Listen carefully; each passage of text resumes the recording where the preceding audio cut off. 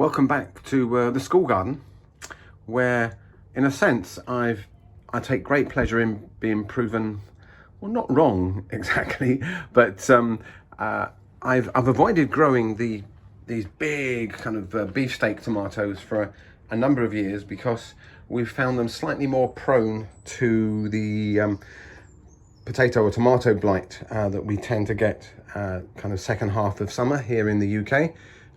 Particularly when we get wet weather coming over from Ireland. We haven't yet had the sort of rain and the weather that could bring those fungal spores over and cause a problem. So we're enjoying a rather nice crop of these big tomatoes with plenty more, as you can see, coming here, as well as our ever popular cherry tomatoes in orange and in red. The red ones are just starting to ripen now.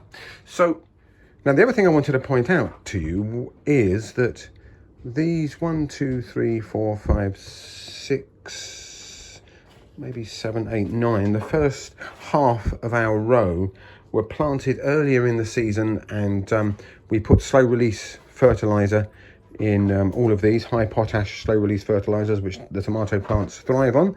High potash encourages more flowers.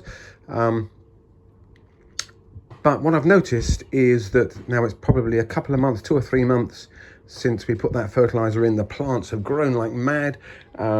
We've allowed some side shoots to grow. We've taken some others out. We've certainly taken off a lot of leaves, but I think it's the intense heat, the intense watering, and also possibly the kind of the new peat-free growing media that we have here in the UK.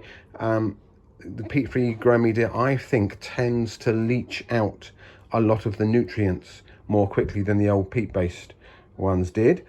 So if you look across there, the later batch of tomato plants over here are much greener, healthier looking.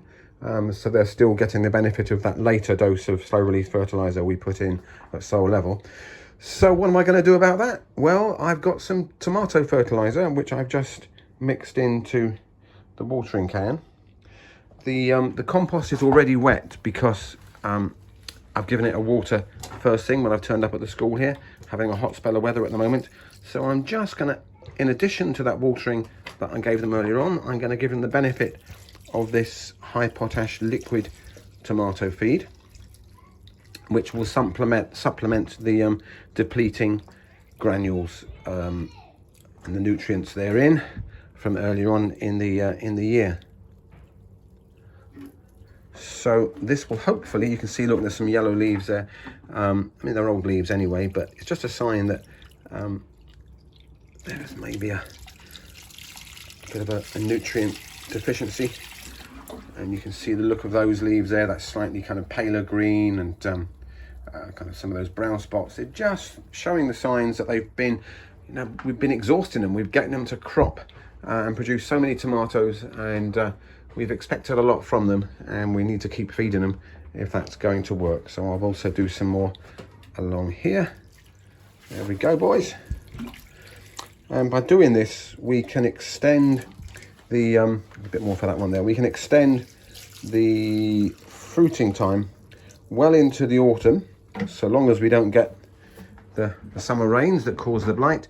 We can extend that fruiting time well into the autumn, so that when the children and the staff come back after the school holidays, they'll still have tomatoes to pick. That's always the aim, is to provide this lots of goodies for them, because they planted these plants back in the spring term, and they've been nurturing them until the summer holidays.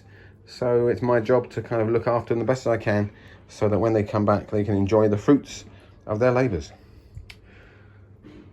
So that's feeding tomato plants in the summer.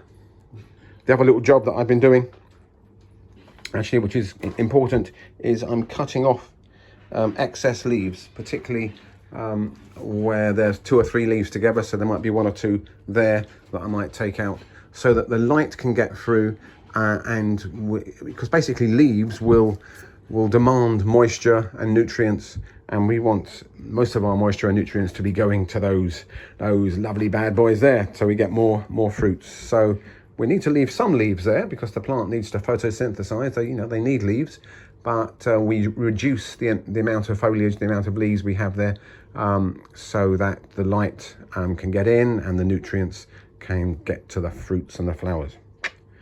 How do you look after your tomatoes in summer? We would love to hear from you. Use the comment section in underneath this video on YouTube. And thanks for watching. Bye for now.